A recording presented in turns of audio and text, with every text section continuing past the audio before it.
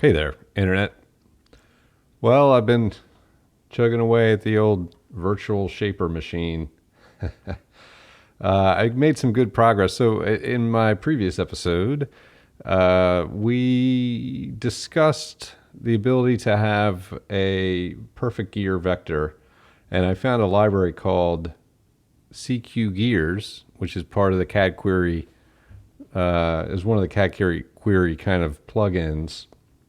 It took me a couple days to get it to work, but based on a recent merge of a pull request on GitHub and me learning about the joys of Conda and waiting an hour for the thing to compile, I was able to get the CQ Gears plus CQ Editor plus CAD Query Master all to compile, and the result is right here.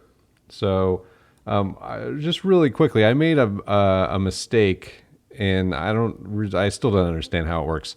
But I was using this polar line 2 method, and when I took the tool, this gear tool thing here, which is this, and I exported it into Fusion 360, what I found was that the angle didn't make any sense at all. And if you notice, I had a fudge factor, this thing called clearance, that I was using to kind of to get it right. It just wasn't working at all. But when I changed it to polar line, this different method, it looks like the matchup of the gear is like really, really, really good. So you can see, maybe I should change the color here. I got to rename that. Let's make it green. Okay, so if I zoom way in, you can see that the rotation is off just a little bit, but the profile of the flank looks amazing. We look at the other side, we can see a very similar matchup.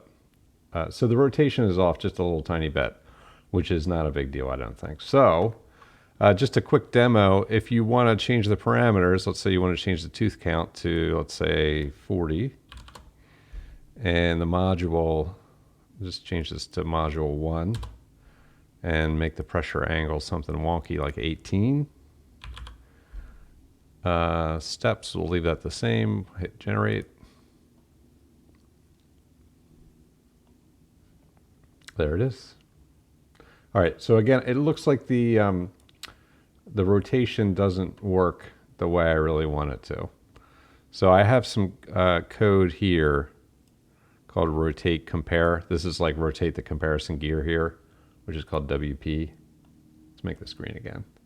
There's no easy way to make this green again. I mean, there is. I just haven't done it. Anyway, this parameter here is what's actually driving the rotation of this.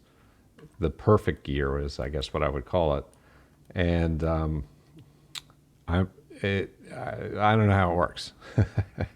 So I'm rotating at 1/2 of a tooth here, and it looks like maybe it needs to be like 1/3 of a tooth. That's closer. At least we can get an idea what the profile looks like. So you can see like the flat looks really good, and the flank also looks really good.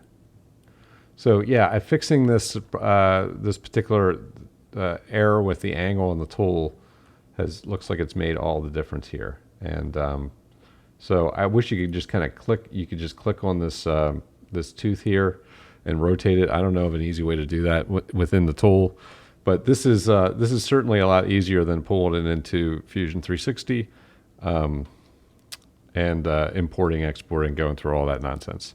So if you have any comments or questions, leave them down below. I think the next thing to do here is actually have this thing, instead of dumping all the G code into the console, to actually have it spit out a file that you can name with a parameter.